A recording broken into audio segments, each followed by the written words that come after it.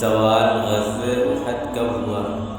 جواب: 3 ہجری میں۔ سوال: حضور صلی اللہ علیہ وسلم جنگ احد کے لیے کب روانہ ہوئے؟